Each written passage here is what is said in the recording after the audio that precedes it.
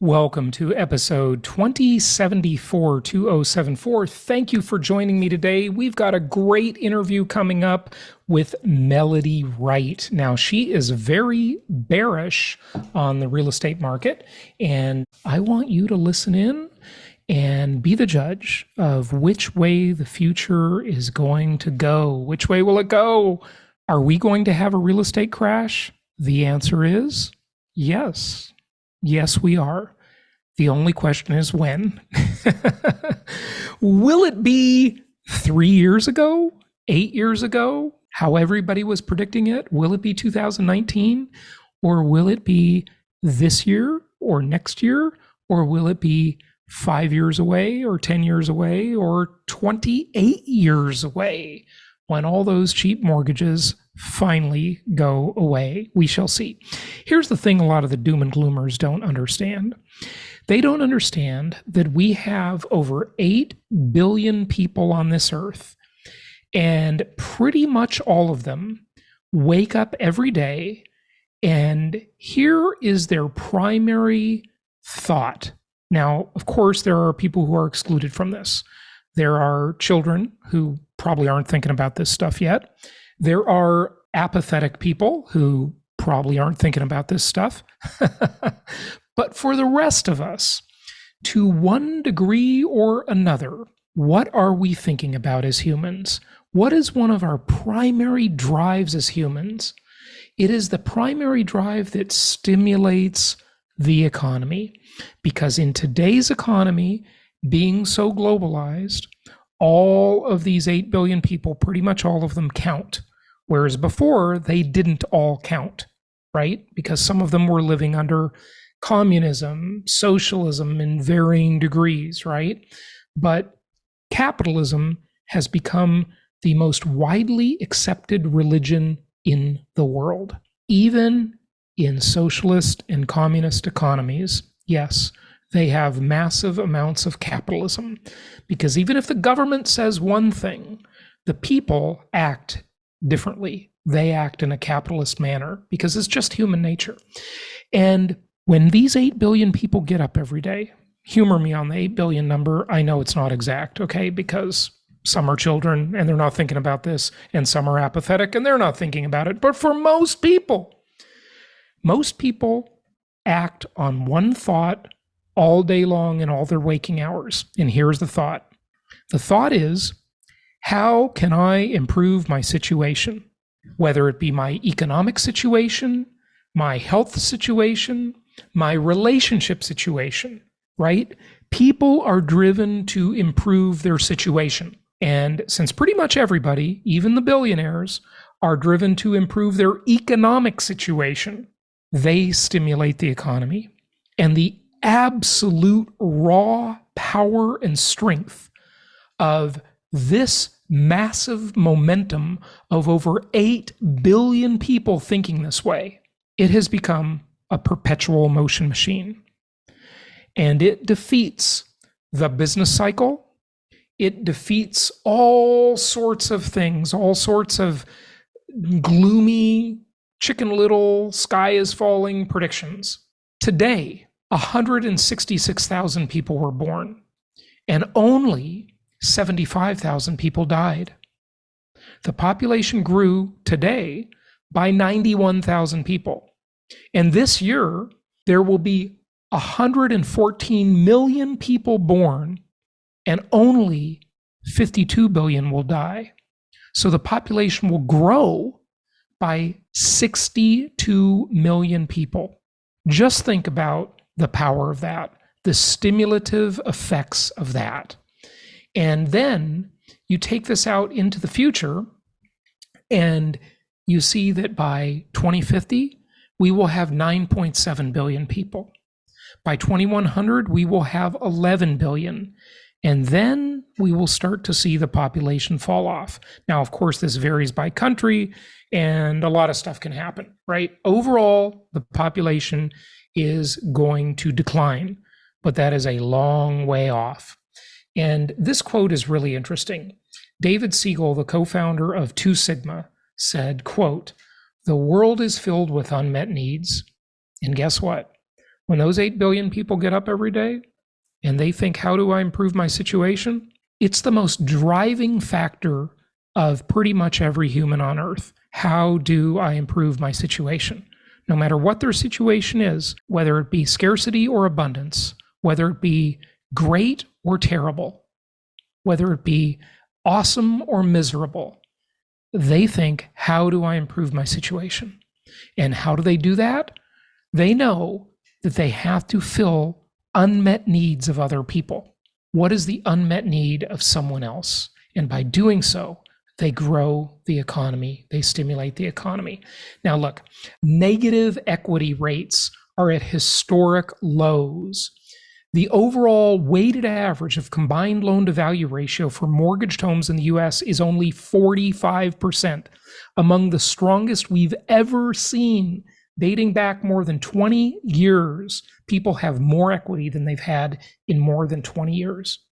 And that's for mortgaged homes. Remember, 42% of the homes in the country have no mortgage at all. So I got a lot of stuff to talk to you about on Wednesday.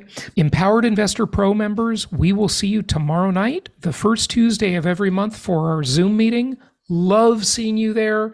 And if you are not a member of Empowered Investor Pro, well, you must be out of your mind. I just have to tell you, talk about the answer to the question, how can I improve my situation? Join Empowered Investor Pro. Go to empoweredinvestor.com and join us for our private, our exclusive monthly Zoom meetings. Get a whole bunch of other resources with that. We look forward to seeing you there. Let's get into the interview with Melody Wright. It is my pleasure to welcome Melody Wright to the show. She is a housing analyst and strategist and involved in real estate technology as well. She has some really interesting insights onto the market, and I want to get those from her today. Melody, welcome. How are you? Thank you so much. Thank you for having me. It's a pleasure to be here. It's good to have you. So it sounds like you are really looking at some different data than a lot of the others out there, and we want to get into that. But first, tell us about your background. Sure. You have extensive experience in the mortgage world. Just give us an overview of your background. Sure. So I fell into mortgage by accident in 2006, for lack of a better idea. I fell into a company called ResCap, which was a top 5 originator and servicer back in the day, as a project analyst. This was right as Cerberus private equity had purchased us, and they needed kind of a Girl Friday to help them understand the business. So I was kind of in the FP&A group.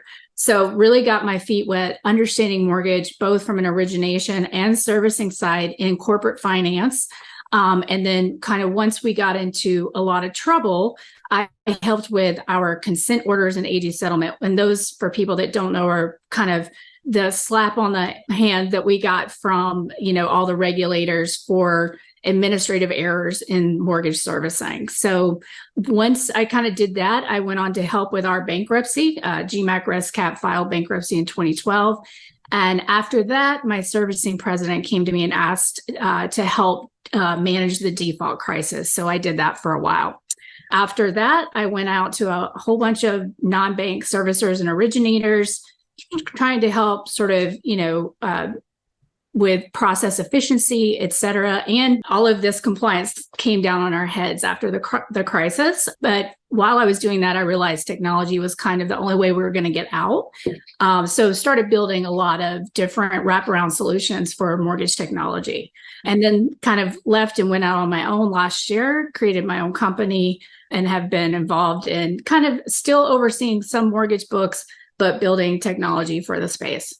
Okay, great. So you're still in the mortgage business, it Correct. Sounds like. And Yep. Mortgage, is that really your main, is that your main income source, mortgage? Not really. The technology component, I'm working on actually a short-term rental technology right now. So, okay. Yeah.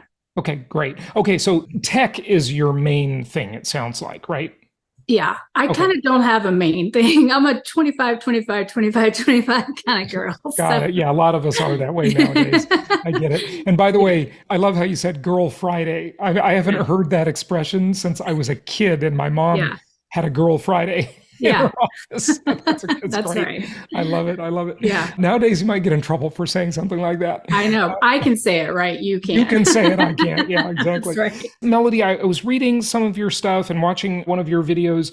You're rather pessimistic about the housing market. So we might debate that a little bit, but tell Sure. us why, or if that's actually true, or make there's obviously always a lot of layers to this stuff, right? That's So right.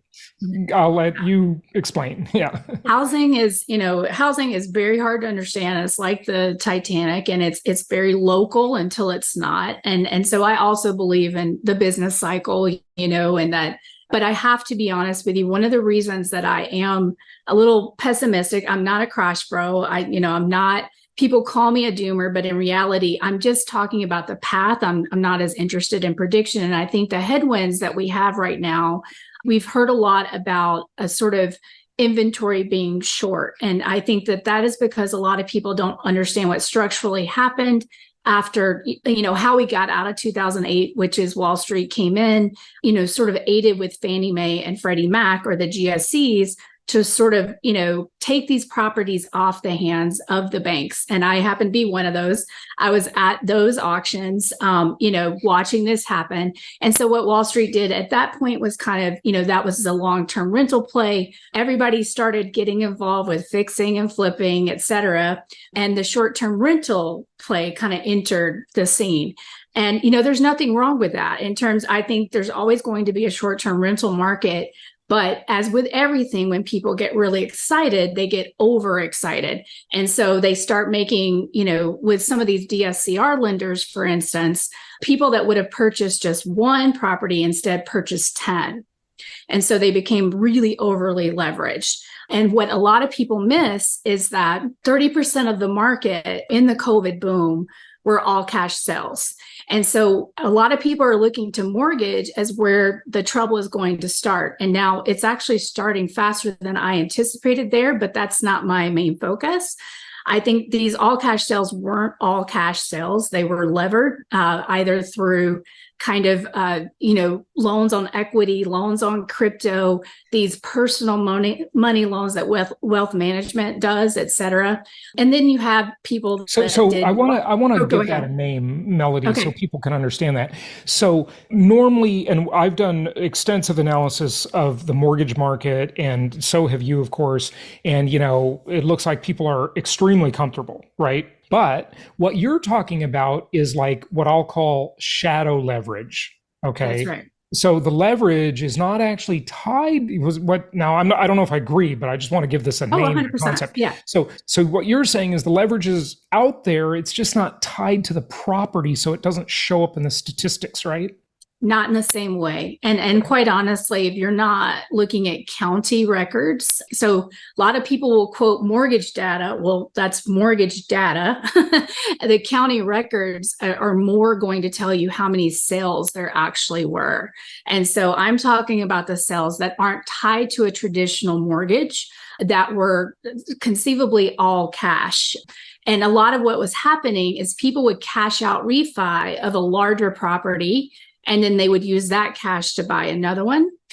Because people, real estate is, I think a good investment. It's a hard asset, right? So people were sort of saying, what can I do with this cash? And so we had a lot of investors come into the market. And so I can't tell you an absolute number on this. I'm talking, my anecdata, what I experienced. I work with DSCR lenders. I talk to people, et cetera.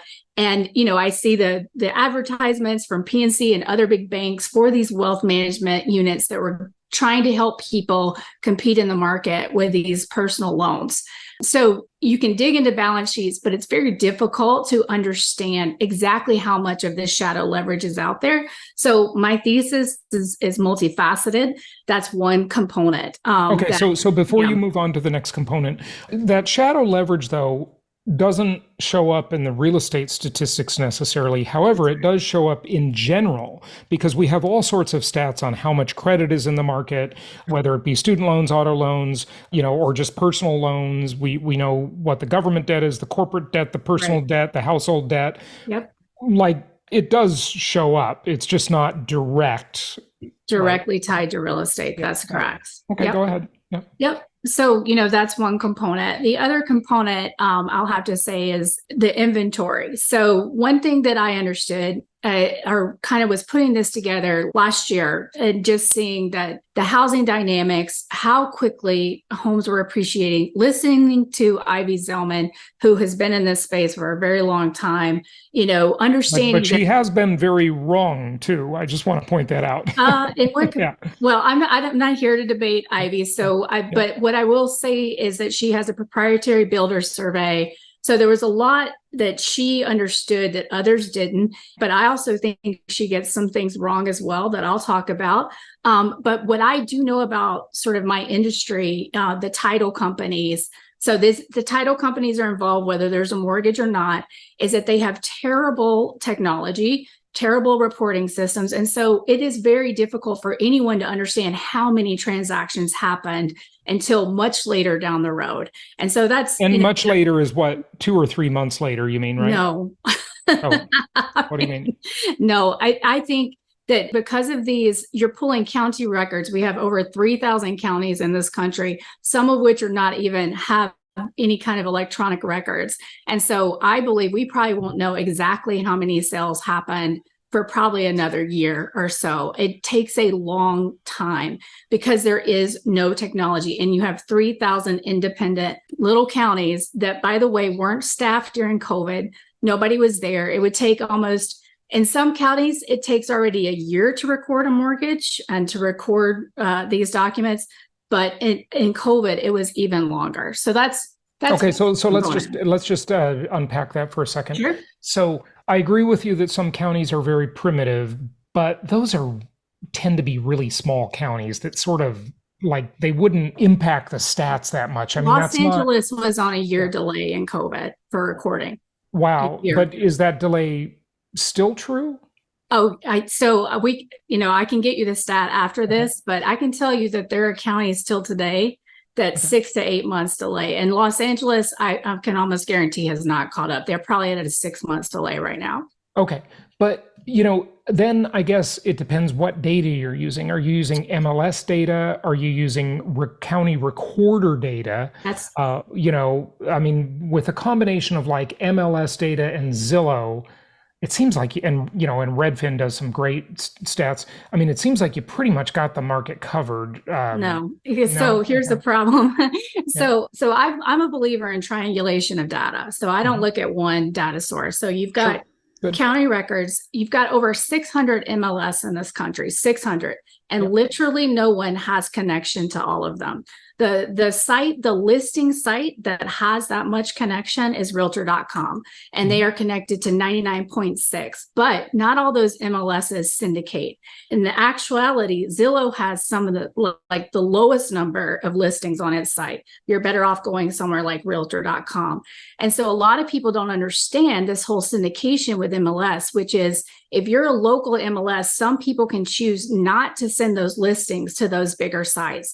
That's one component. And then there's something that a lot of people want to say doesn't happen, but that's the pocket listings that essentially you can look at. There's a recent article in Inman about Austin where almost 50% in these certain neighborhoods in Austin during the boom were being transacted outside of the MLS. And so people argue this isn't a big component, but it was big enough that NAR in 2015 was very worried. And I can tell you... I know there's been litigation over the pocket listing thing. First of all, a pocket listing is a listing that doesn't go into the MLS. A realtor sells it, but they don't put it in the MLS to sell it. But usually, I'd say almost always, that realtor is going to enter it in the MLS just as a comp after they sell it. So it's still going to be in the MLS ultimately, even if it didn't start that way, because they want to get credit for it. The other comment you made about syndication, and some MLS is not syndicating, well, every real estate agent wants as much exposure for their property as possible, and so does the owner. So why would they not want to syndicate? Because that's not exactly true. They want to keep that to themselves. And so like one of the workarounds people are using for syndication is you can put a listing on for 21 days is coming soon and market it. And this is an end run around the NAR requirements. And so what they'll do is they'll actually do all this marketing, sell that home behind the scenes. And as soon as it kind of hits, people start reaching out, like it's through that coming soon period, and they'll be told, no, it's already gone. And it then creates even more of this FOMO. And so there's a lot of different ways. Okay. And I think we make a lot of assumptions. Okay. So let's just unpack that one. Melody, you're really bringing up some great points here. I love it. So let's unpack that one for a second too. Okay. Why would an agent want to keep the listing to themselves, right? They want to do that because they're greedy and they want to double end it, or that broker wants it to double end within the company. So either the agent themselves wants to double end the listing, and that means they get more commission, or the brokerage itself wants to double end it within the office. So maybe different, some of these offices have 200 agents, right? My traditional company that Coldwell Banker bought had 65. Okay. So, they want to double end it within the company, right? Maybe. But the only time in which they can kind of like get away with that is in a strong seller's market. They usually can't get away with that in a buyer's market or a market that's not that strong. And, the owner, the seller, is not going to allow that if they can, because they want the most exposure they can get to get the biggest price, right? So tell us about that dynamic. In a frozen market, they don't want to list. They're scared because who's they? The seller? The seller, because everyone understands. There was this great sort of meme on Twitter last week of, you have to stay strong, don't sell your house. But everyone understands if they list their house and they don't get that price, and their neighbors are watching, right? They could be the ones that sort of start the waterfall. And in this Inman article, I really recommend it to everyone, really spoke to that precisely, is that they're holding it back because they believe it's worth something, and they're being told that if they list it, that likely they're not going to get that, and they're being told to wait. And so a lot of times these conversations are happening behind the scenes because the seller is under the impression they're going to get more for that than what they would get in this frozen housing market right now. Yeah, I'm sure all of this happens. I just can't imagine it's a very big impact. I mean, I have conversations with agents like many times a day, that are out there doing the traditional real estate thing. A lot of my friends do that. I look at all the stuff they post in realtor groups on Facebook. Yep. I know that everything you say does happen, but it's just a little drop of water in the pond, probably. I don't know. You seem to think it's a big amount. I mean, 50% in certain neighborhoods in Austin is not a drop. And I would say... Right, overall, but 50% is people that are not going in the MLS, you're saying, that's correct. In Austin, right? Yeah, okay, so in Austin, certain neighborhoods. Yeah, but it's all over the place. I recommend everyone kind of check, because that's really, to your point, Jason, I think what people have problem understanding is it's not just one thing. It is several strings, and that's my thesis. And so that's just one. Fair enough. Yeah, it's always many factors, that's why this stuff is not simple. But it's many factors on the negative side and many factors on the positive side. 100%. So those, that's right. Anyway, go ahead. Take us to your next point. This is great. So kind of the next point, I believe, really is on these short-term rentals as a big part of it, and just the oversaturation. So something that Airbnb does, when you search a property in Austin, it's going to come back with only 300 listings. That's it. That's all you can see. And in the top, it's going to say 1,000 plus listings in this city. In reality, there's 14,387 listings in Austin, for instance. For Airbnb. And so then some people are going to say, well, that could include apartments now, et cetera, a room. Yes. But on average, 85% of those are actually whole homes. And there's been a great study by Inside Air on Dallas specifically, who recently just enacted that legislation. So the short-term rental market is oversaturated by design. That is Airbnb's only you can see the CEO going out this week talking about, how they're broken, they need to be fixed, because their only business model was oversaturation. The more listings they got, that was their growth plan. They talked a little bit about experiences, but that was it. And so they really weren't taking into consideration what happens to their hosts when a market becomes oversaturated. Right. And Typical Airbnb. Airbnb is such a sellout company. They're just a greedy big tech company like all the others. They want to get so many hosts on their platform because it's not their expense, right? Go get someone else to take all the risk, right? And I'll tell you, Melody, here I'm going to agree with you 100% because I have been saying for 12 years that Airbnb, I mean, go back and listen to my old episodes. I can't wait till the AI gets good enough to like search every little word in all my episodes because I'm going to use that like crazy because I was just right about everything except interest rates. I've been wrong about that many times.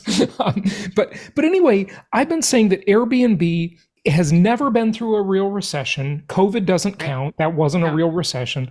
Airbnb is way overbuilt. And if you look at all of the massive increase in non-primary beds in the world, that's what I call them, it's just insane. And the first thing people stop doing when you get into a recession is they stop going on vacation. Right. And I completely understand that Airbnb is not just for vacation. Okay. Right. But that's the big part of it, right? Yeah, absolutely. And one of the proxies for that I always talk about, I don't know if you've ever heard me say this, is look at the rise of all these new mattress companies. I mean, where did they come from? Where did Tuft and Needle, Casper, Purple, all these mattress companies that came out of the blue was to satisfy largely a big part of their market was the Airbnb market. Too many non-primary beds. At the same time that Airbnb had its rise over the last 12 years or so, I mean, it started before that, but we didn't really notice it. So I'm going to call it a 12-year run. New hotel rooms have been built. Okay. It's not like hotels are going out of business. Exactly. There's lots of hotels in the world and they've been more built, right? And then you've got this massive expansion in Airbnb beds. So it just doesn't make any sense. No. Yeah. And you call it a technology company. It's some of the worst technology I've ever seen. And I think I call it, fintech fantasies where people come in, build this really basic platform. Right. Yeah. And then try to act like that. But every time you ask Airbnb about like their technology advancements, I mean, there's just no answer. So I totally agree with you. And so that's one component. Something I've been doing, I track 70 cities myself. And, I list the listings for sale, listings for rent, as well as the short-term rental listings, because a lot of people, if you haven't been in this space, they're going to say, well, it says 1,000. I mean, there's not that many Airbnbs. How could this possibly be true? But it is. There's 7,000 of these things in Vegas. I mean, it's actually unbelievable. And so many people actually built for Airbnb. So something else I was going to talk to you about, like that short-term rental, I've done some spaces with some people that got out early. And they were involved in groups, like especially in Appalachia, kind of where I am now, where they would build specific homes just for short-term rental, and then they'd sell them on Facebook, and they'd go in like an hour. I mean, and these Facebook groups are just out of control. And so everybody, and another thing I saw on the road, and that takes me to built to rent. So let's leave short-term rental. So built to rent also worked. But short-term rentals, give us a number on that? I mean, the surveys I could find that there's like about 700,000 short-term rentals in the country. I say there's about 1 million, okay? But that doesn't solve the inventory problem. Well, you don't think the inventory is a problem, but I'm calling it a problem. We'll go there. What's available is a problem, but there's about 1.5 million out there in the US. So that's the legit number theoretically. Okay, so let's go with your number. So there's just over 500,000 homes for sale in the US. My idea of 600 now, but well, 534,000. Okay, that's the number, right? That's the latest from Altos, at least. Oh, no. We can't use Altos, and I can tell you why. All right. Let's use the Fed's number, okay? All right. But don't use NAR's number because it includes the pendings and the contingents, and I don't like their number. But it's fine if you compare it with the past, then it's reasonable. It's the same comparison. But the thing about the Airbnb thing is some of those homes aren't really meant to be Airbnb homes necessarily. There were a lot of people in the world before Airbnb even existed. I mean, I've been in this business a very long time that had second and third homes, Totally. people with some means, Yeah. right? And they didn't even rent them. Now Airbnb just gave them an opportunity to make use of them We and have get some 50 income from million them. second Right. homes in Yeah. this country right now. Okay, Yeah. got it. So not all of the Airbnbs, my point 100%. being that I agree that there's Airbnb shadow inventory, no Yeah. question. Right. I'm just saying, and in some markets, it's profound. Okay. Correct. Like there's a lot of it in Right. places like Arizona, in Phoenix Metro, in Austin, and Vegas. Nashville, and Nashville. Vegas. Yeah. Yeah. Those markets are oversaturated with Airbnb properties. Right. Okay. Totally. But not all of those properties will ever end up hitting the market. Totally. Okay. Yeah. Yep.